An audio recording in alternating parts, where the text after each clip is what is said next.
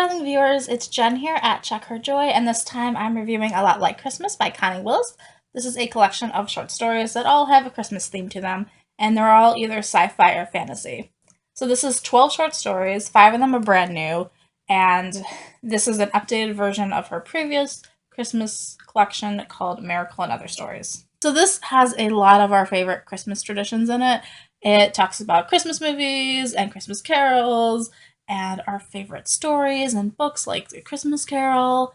It covers Secret Santas and Christmas parties, family feasts, both ones that are elaborate and ones that are maybe not so much. It talks about snowstorms and white Christmases and ghosts and robots, everything from the classic nativity story retold up to futuristic movie theaters with and hollow decorations. So yeah, these go all over the place. They cover everything. Some of these feel more sci-fi, some of them feel more rom-com, some of them feel more like mysteries or spy flicks, some of them definitely feel more like chick lit. It is definitely sprinkled with references to other holiday traditions in movies and books and songs, though.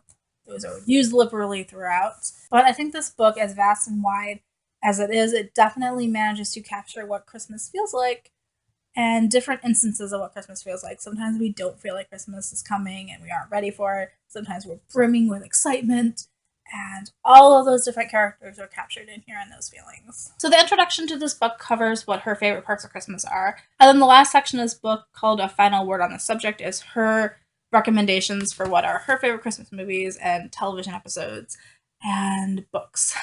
So if you wanted more Christmas spirit, there are Connie Willis's recommendations in here. I keep going back and forth on this book between whether or not it's a 3 or 4 star read, mainly because the story subjects are so vast and different. There are traditional aliens and robots in here if you want definite sci-fi. Got the not too distant future where we're trying to imagine what Christmas is going to look like in a few decades. And it definitely brings in a lot of our past Christmas traditions. The one thing that I feel like this book is missing that I really wanted was what Christmas is going to look like on a different planet or in like a space station or something, and we never really get that. So that's the one thing that I was kind of hoping was in here that wasn't. But otherwise, I feel like something in here probably you're going to relate to. And since I keep going back and forth on that 3 and 4 star read, I'm not sure how much I would recommend these. Like, if you definitely want short, quick Christmas reads, this is a good collection to get there. This definitely does a good job, though, of capturing the spirit of Christmas, of love and joy and generosity and family time and faith and belief and hope. They feel Christmassy. Each story has its own little vibe thing going to it. Definitely some of them I liked more than others. A couple of these stories have people getting trapped in crowds, and that definitely was giving me anxiety. There's at least one story in here that actually freaked me out and scared me.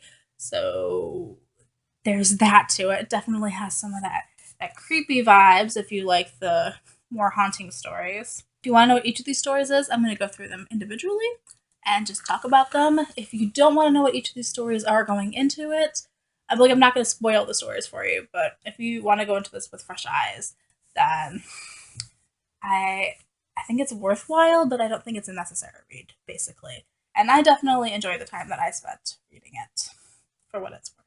So, spoilers for here on out. If you don't want spoilers, then peace out, I love you, and keep reading. If you're okay with spoilers, let's go. The first story in here is called Miracles, and it features the ghost of Christmas Present showing up at this woman's apartment, and it just completely throws all her Christmas plans out the window and changes them a little bit. And I love the frantic feeling in this one. It feels like a 90s sitcom. Like this could be an episode of Friends or Seinfeld or something. Also a little bit chick lit in this one. So I definitely thought this was one of my favorites. It's a good starting point. So the next one is All About Emily, and this one features a Broadway star who's getting up there, and she meets this young girl named Emily who wants to be a Rockette. And the Broadway star is a little bit nervous about helping her because she's afraid this is going to turn out like All About Eve, where the girl steals her part and takes the spotlight.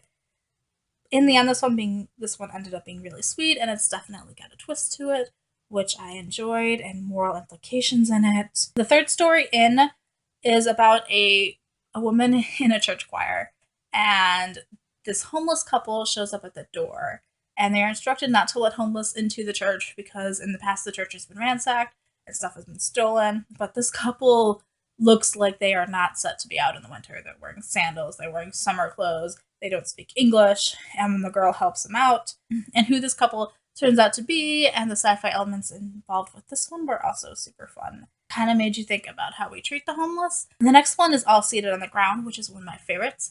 A group of aliens land in Colorado, and they just kind of stand there, and all these humans are trying to interact with them, and they've been working for like 9 months to try to interact with these aliens and get some kind of response, until one day they all sit suddenly, and it turns out it's in response to a Christmas carol.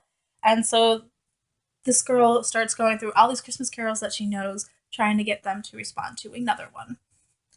I love this one. I love the aliens. I love why they responded to the Christmas carols. And I love all the references to my favorite Christmas carols. It's great. In Coppolaeus' toy shop, where a child-hating man gets stuck with his girlfriend's child that he didn't know existed and loses him in a toy shop. So my favorite story in here is Adaptation, which features a father who is trying to figure out how to have Christmas with his daughter, even though he and his ex-wife are kind of figuring out the custody agreement, who gets her at what time. That one was super sweet. I loved everything about it. Deck.Halls at Fowls.Holly is about a future Christmas decorating service, and they use hollow projections and about trying to make real connections in a time where everybody interacts with each other via the internet. Catspaw is about a woman who is an ape advocate, and she invites this famous detective and his assistant to solve a mystery. And there's a murder involved, and there are also butlers that can talk that are apes and stuff, which I love.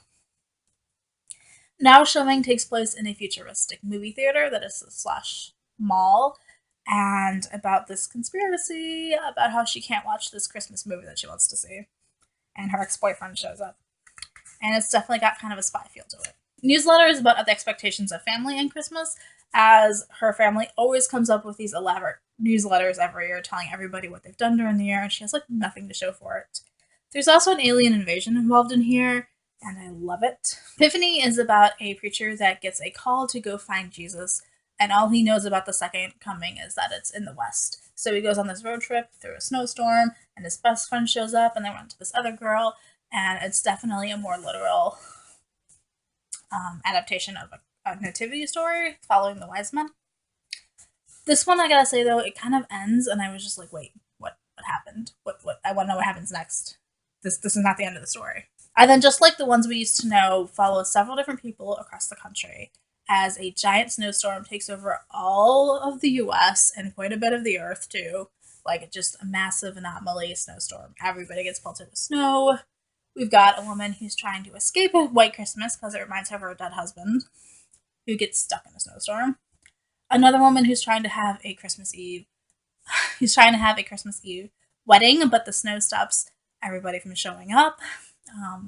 There's a research scientist trying to explore climate change and prove that this is part of climate change. So this one's kind of a longer story, and it went everywhere, and it's not really my favorite. There are definitely some plot lines in the story that I liked more than others.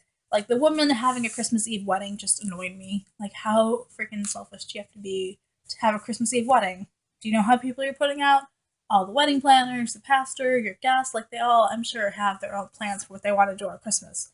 And it's probably not being at your wedding. So if you're looking for a cute, wide variety of Christmas stories, check out A Lot Like Christmas by Connie Willis.